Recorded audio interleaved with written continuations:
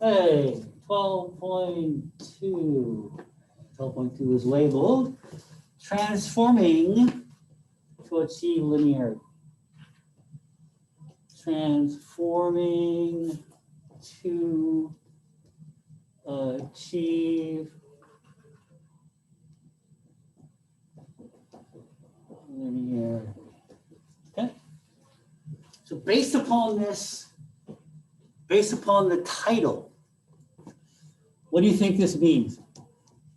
What do you think we're going to do? We're gonna do this. This is what I see over there. What are we gonna do? So we're gonna transform. So transform meaning we're gonna do something to the data to achieve linearity. Because once we have linearity, right, there are many things we can do, right?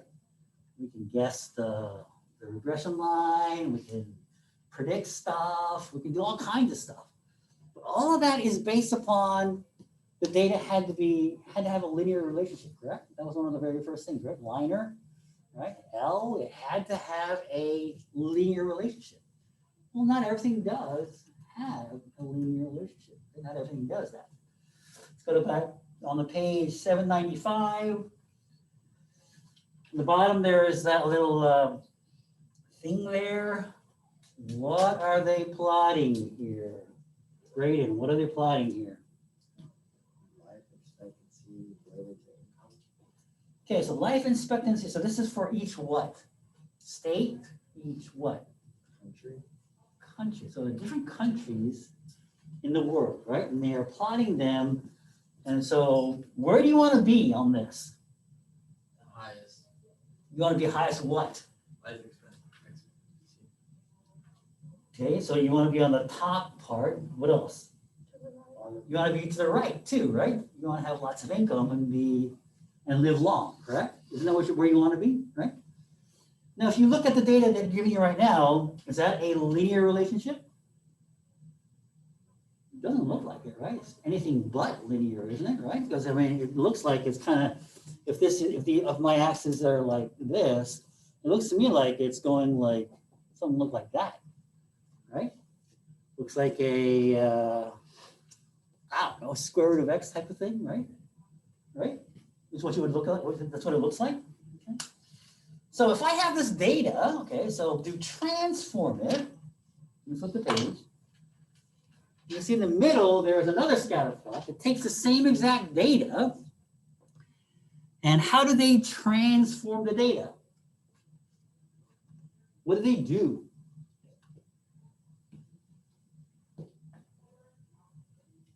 What's on the x-axis?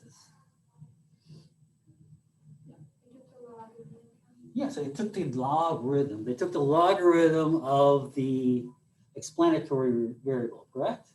Okay. So now, if you look like that, now if you change it, you transform the data. Now, does it look linear? Looks pretty linear to me, right? So again, we transformed the explanatory variable by taking the logarithm of it, and we have achieved linearity. Okay, so everything we do, okay, so when you say it's a linear, so the thing is now, the thing that you have to remind yourself is that now it looks like this, it's linear, but instead of here having the income, we have the log of the income, okay? So whatever you ask a question, whatever, or you're asked to predict or whatever, realize that you are dealing with the log of it, not the actual income. So you have to do one more transformation back to get the true answer. Does that make sense? Okay, so let's go ahead and actually go to page 797. There's an example there. This looks pretty long, so let's have Alia. Could you read that for us?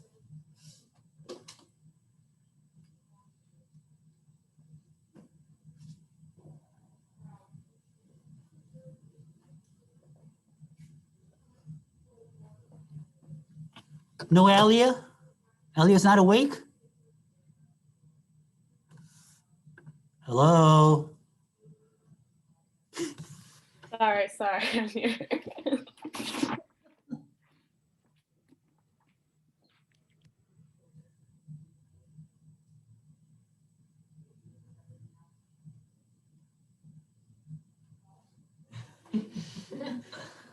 Well, forget about it. Okay, Kayla, go ahead and read it for us.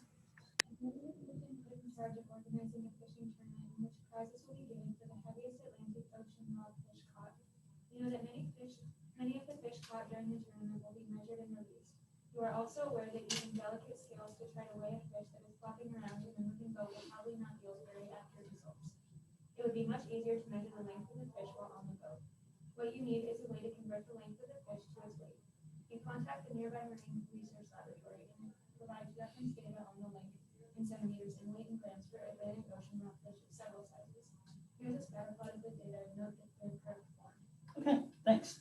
So there's a curved form there, right? Okay, so that would be if you were to guess, what would it be? What shape is that? Parabola? Is it a parabola? It's not quite a parabola. What would it be? Is it a cubic function? Could be several things, right? We're not sure. But it's definitely not linear, right? Okay, it's definitely not linear, okay? All right. And how many data points do we have? We have 1, 2, 3, 4, 5, 6, 7, 8, 9, 10. We have 20 fish here, right? We have 20 fish.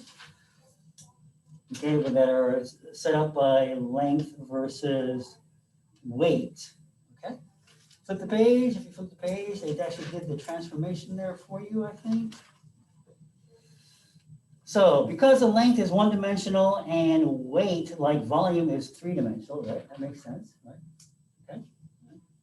Volume is, length cubed, correct? Right? A power model of the form where weight is equal to A, some kind of constant, times length cubed should describe the relationship. So what they did is they went ahead, since you have weight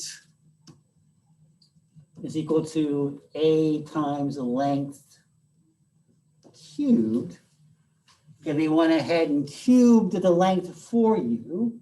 So now this thing and the length cubed should be directly proportional, right? Hopefully. Okay. And what does it look like? Well, it pretty much looks that way, doesn't it? It looks like it's pretty much on the line. What tells me, so because the transformation made the association roughly linear, we've used computer software to perform a linear regression analysis of that. So what tells me that the linear regression here is a good fit? Which number on all those things that's on the little output tells me that it looks like a pretty good fit?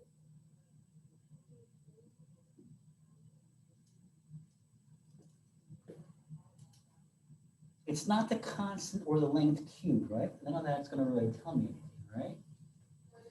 What is the thing that really tells me that it's a good fit? Is it the R squared value there? R squared value is 99.5.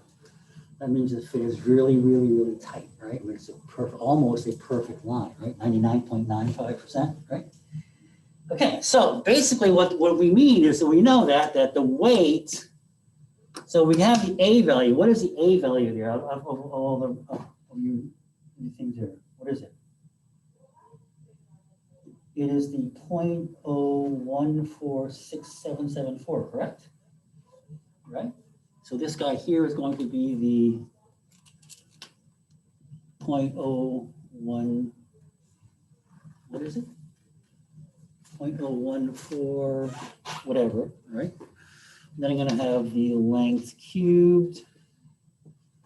And then I'm going to have the constant here. What was my constant? 4.066.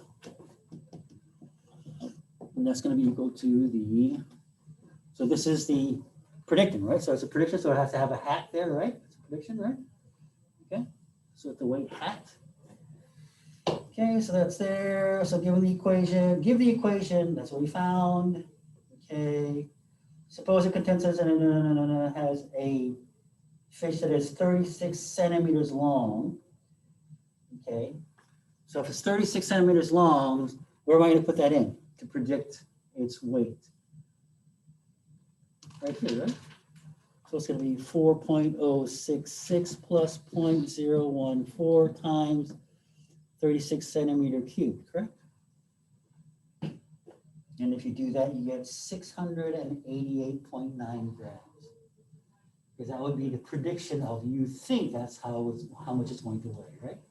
Has anybody seen a rockfish before? Describe a rockfish for me. They like orange. They're kind of reddish orange, bottom dweller, one of the ugliest looking fishes, right? Pretty ugly, pretty cheap. Okay, anyway, besides the point. Let's go to the page 799. Okay, we're working on the same one now. Okay. Now in this one, instead of cubing the length, they kept the length as it is, and they actually took the cube root of the weight. Okay, and now we're going to go ahead and look at this. Okay, do you expect it to be the same tightness, same close to it? Would you expect it, or would you expect that something different? Because basically, this guy here is telling you what? I have the weight, or the weight is going to be equal to 4.066 plus 0.014 length cubed, correct? Right? So what we're doing is we're taking the cube root here, right? Right? Hopefully, maybe somebody in AP Calculus remembers the linear transformation. Everybody remember?